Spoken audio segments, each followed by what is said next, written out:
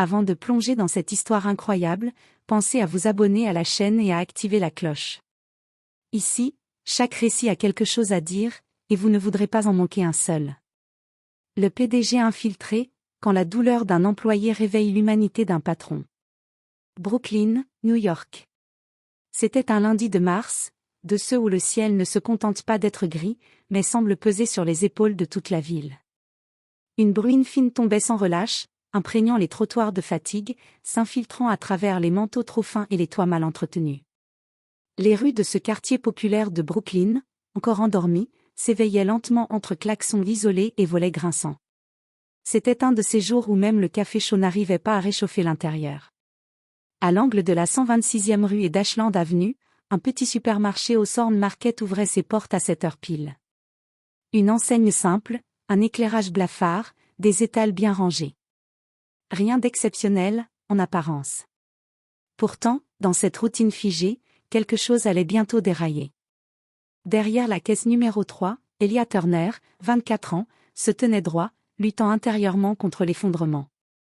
Il portait l'uniforme noir et vert de la chaîne, légèrement trop grand pour lui, comme s'il flottait dedans, à l'image de sa place dans le monde. Ses paupières lourdes tentaient de dissimuler une nuit blanche, mais ses yeux trahissaient une détresse profonde, semblable à une mer agitée dissimulée derrière une vitre. À chaque client, Elia offrait un sourire automatique, une politesse bien ancrée, fluidanée à encaisser plus que des produits. Mais ce matin-là, ses mains tremblaient légèrement, et à plusieurs reprises, il dut ravaler ses larmes avant de tendre la monnaie. Il n'avait pas dormi. La veille, il avait passé la nuit assis sur un banc de l'hôpital public de Harlem, dans la salle d'attente glaciale du service oncologique. Son père, autrefois ouvrier du bâtiment, désormais réduit à une silhouette maigre et silencieuse, venait d'être placé en soins critiques. Le médecin avait murmuré, d'un ton désolé. « Il faut se préparer au pire, monsieur Turner. » Mais Elia n'avait pas eu le luxe de se préparer. Il avait simplement remis son badge autour du cou et repris le métro à 5 heures du matin, sans même prendre une douche, le cœur compressé, le regard vide, le souffle court. À l'arrière du magasin, dans son bureau encombré de papiers, de tasses sales et d'un écran de surveillance, Stanley Reed, le directeur, sirotait son 4e café de la matinée. Une 50aine d'années, le crâne dégarni, le regard dur comme la pierre, il incarnait l'antithèse de la compassion. Pour lui, un employé efficace était un employé silencieux.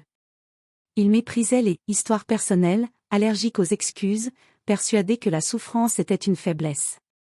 Il répétait souvent. « Tu laisses ta vie privée à la porte. Ici, on travaille. » Point. Stanley avait déjà eu des problèmes avec Elia. Trop réservé, trop lent, selon lui. Trop émotif. Il n'aimait pas ce genre de gars. Et ce matin, il l'avait vu arriver avec la même tête fatiguée, ce regard absent, et il avait décidé intérieurement, encore une fois, et je le vire. Mais ce que ni Elia, ni Stanley ne savaient, c'est que ce lundi, sous cette pluie froide, un homme allait franchir la porte du magasin. Un homme que personne ne reconnaîtrait. Un homme dont le nom figurait sur le bail du magasin, sur les paquets de riz en rayon, sur chaque terminal de paiement.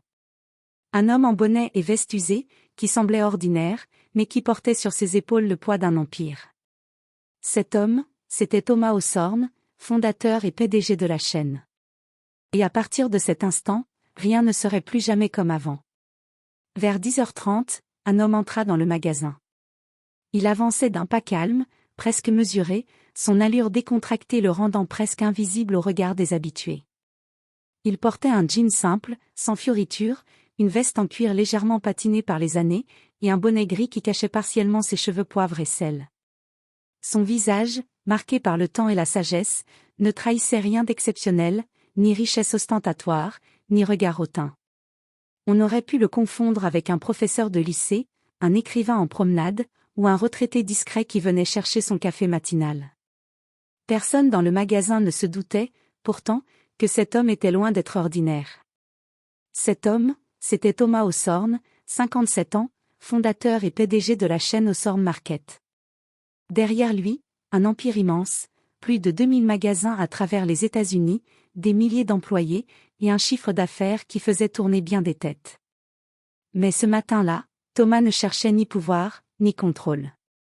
Depuis plusieurs mois, il avait pris une décision rare et audacieuse. Il visitait incognito ses propres magasins.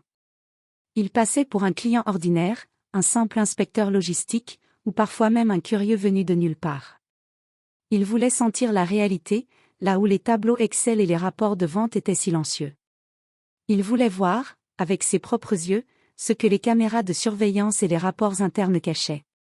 Il voulait comprendre ce qui se passait vraiment, au quotidien, dans ces lieux où des milliers de vies s'entrecroisaient. Alors qu'il avançait dans les allées étroites et éclairées au néon, Thomas observa les clients, les employés, la dynamique du lieu. Il écouta les murmures, les sourires forcés, les soupirs étouffés. Puis, au détour du rayon des conserves, il aperçut la caisse numéro 3. Et ce qu'il vit l'arrêta net. Derrière le comptoir, le jeune caissier semblait lutter contre quelque chose de plus fort que la fatigue. Il était au bord des larmes. Elia Turner essuyait discrètement ses yeux rouges, jetant des coups d'œil furtifs entre deux clients, comme pour s'assurer que personne ne le voyait. Son regard était vide, mais chargé de souffrance. Il y avait dans ce regard une blessure profonde, une histoire non dite, une douleur qui le rongeait de l'intérieur. Thomas sentit une boule se former dans sa gorge. Cet instant, cette scène simple, disait tout ce qu'aucun rapport ne pourrait jamais révéler. Thomas posa doucement son panier sur le comptoir, ses gestes calmes contrastant avec le tumulte intérieur qu'il sentait monter. Sa voix, posée et maîtrisée, rompit le silence du magasin. « Bonjour. » Elia, encore secoué, tenta de masquer son trouble.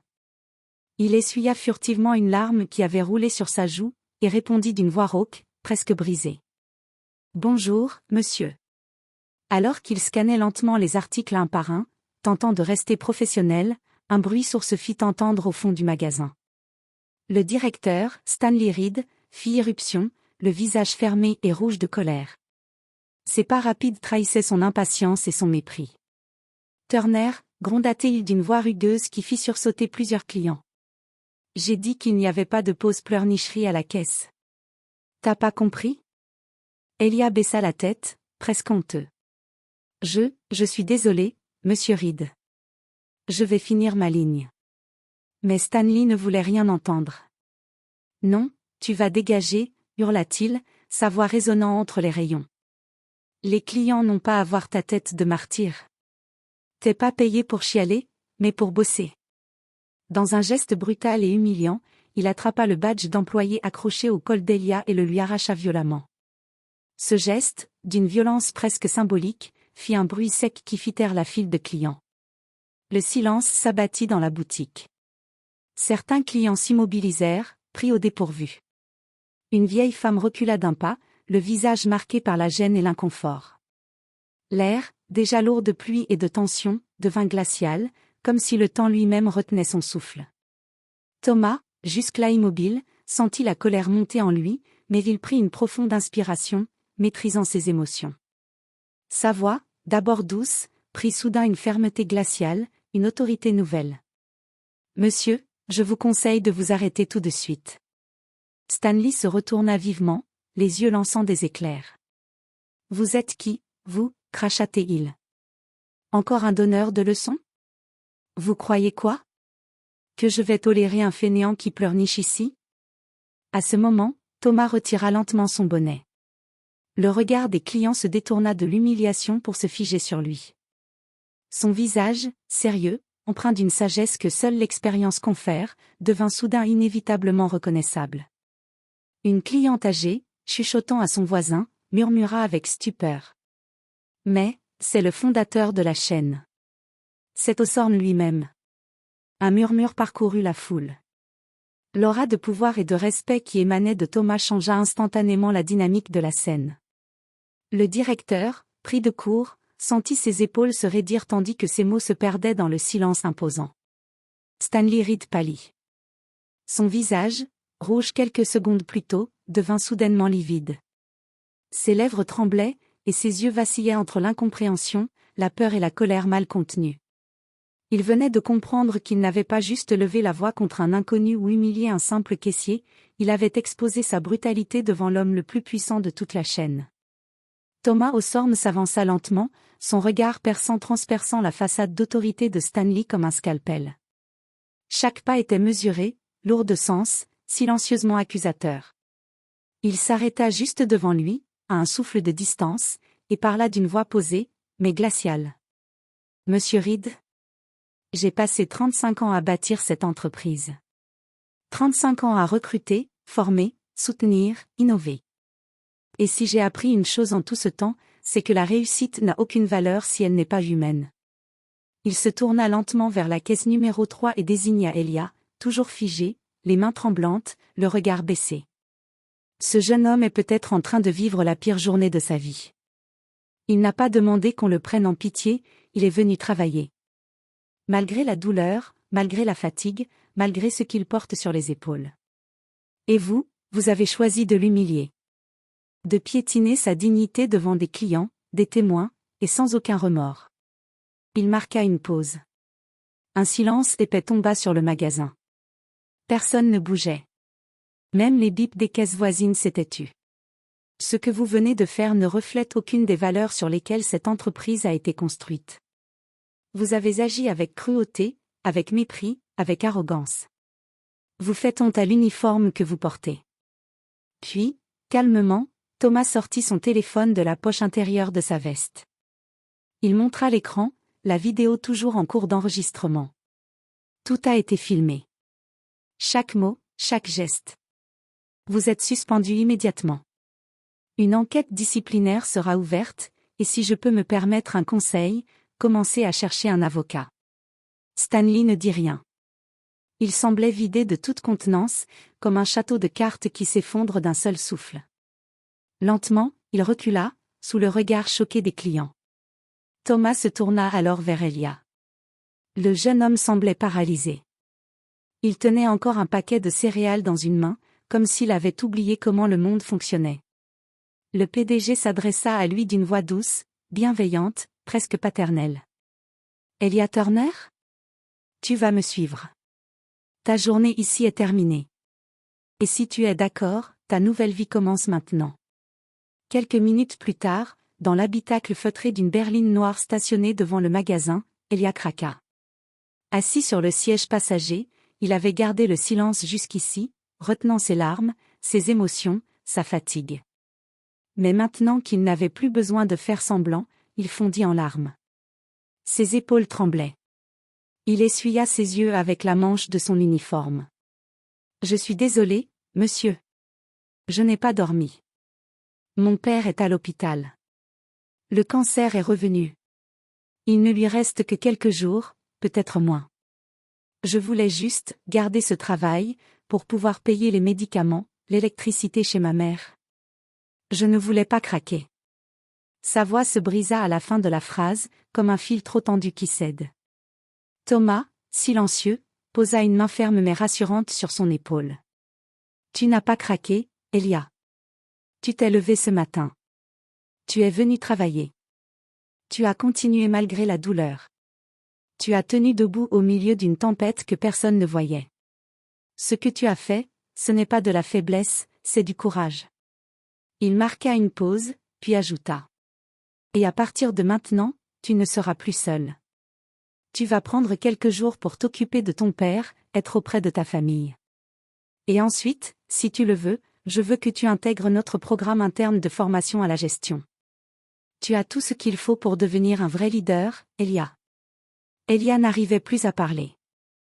Il hocha simplement la tête, la gorge nouée, le cœur débordant d'un mélange de soulagement, de gratitude et d'émotion pure. 3 mois plus tard. Le soleil d'hiver caressait les vitres immenses du siège de Hawthorne Corp, à Chicago. À l'intérieur, dans l'amphithéâtre principal au design épuré et chaleureux, des centaines d'employés venus des 4 coins du pays prenaient place. Chaque siège était occupé, des caissiers, des livreurs, des superviseurs, des responsables régionaux. L'événement annuel de l'entreprise battait son plein, cette conférence où l'on célébrait l'innovation, les résultats financiers, mais surtout, les valeurs humaines. Sur la grande scène, Thomas Hawthorne, élégant dans son costume bleu ardoise, s'avança vers le micro. À 61 ans, le fondateur de la chaîne de magasins portait la même humilité que le jour où il avait ouvert son premier commerce. mais ses yeux brillaient d'une conviction nouvelle. Il prit la parole avec calme. Cette année, nous avons battu des records. Mais aujourd'hui, je ne veux pas parler de chiffres. Je veux parler de l'âme de cette entreprise. Le silence fut total. Hawthorne Corp a été fondé sur un principe simple: tout le monde mérite d'être vu, respecté et soutenu. Pas seulement nos clients, mais aussi ceux qui rangent les rayons à l'aube, ceux qui scannent nos articles sans relâche, ceux qui tiennent le cap quand la vie les pousse à bout. Un murmure d'émotion monta dans la salle. Aujourd'hui, je veux rendre hommage à quelqu'un qui m'a rappelé pourquoi j'ai commencé. Un jeune homme que certains auraient ignoré. Mais qui, dans sa douleur, a gardé une dignité que je n'oublierai jamais. Il marqua une pause, puis tourna la tête vers les coulisses. Elia Turner, rejoins-moi, s'il te plaît.